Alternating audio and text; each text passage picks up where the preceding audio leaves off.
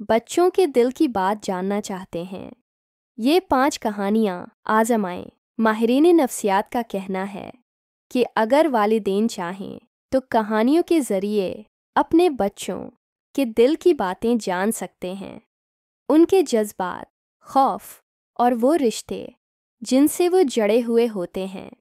अक्सर बच्चों का एक फितरी झुकाव माँ या बाप में से किसी एक की तरफ ज़्यादा होता है, लेकिन वालिदैन अगर यह पूछ बैठें कि वे तुम्हें उम्मी ज़्यादा अच्छी लगती हैं या अबू, तो ये सवाल न सिर्फ बच्चे को उलझन में डाल देता है बल्कि उसका एतमाद भी मुतासिर कर सकता है। इसीलिए चाइल्ड साइकोलॉजिस्ट ने 5 दिलचस्प और नर्म तरीके बताए हैं जिन्हें कहानियों के अंदाज में पेश करके आप अपने बच्चे के दिल के राज जान सकते हैं, बगैर सवालों की बौछार किए। परिंदों की कहानी। आपने बच्चे को एक कहानी सुनाए। एक दरख्त पर परिंदों का घोंसला था, माँ, बाप और एक नन्हा परिंदा। एक रात तेज आंधी आई और घोंसला नीचे गिर गया। बाप परिंदा एक दरख्त पर जा बैठा, माँ परिंदा दूसरे दरख्त पर। आप अपने बच्चे से पूछें, नन्हा परिंदा कहाँ गया होगा? अगर बच्चा कहे बाप के पास, तो उसका मतलब है वो अपने वालिद से ज़्यादा जड़ा हुआ है। अगर कहे माँ के पास, तो वो माँ को अपने तहफ़्फ़ुज़ की जगह समझता है। डरने वाले बच्चे की कहानियाँ से बताएं कि एक बच्चा है जो अक्सर रोता है और कहता है कि वो बहुत डरता है। फिर उससे पूछें, तुम्हें क्या लगता है वो बच्चा किससे डरता होगा? शे का जवाब इसके अंदर छिपे खौफ और इन अफराद के बारे में बता सकता है जिनकी मौजूदगी इसे खौफजदा करती है।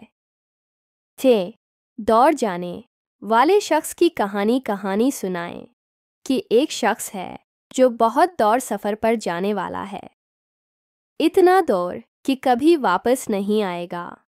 फिर बच्चे से पूछें, तुम्हारे ख्याल में वो कौन हो सकता है?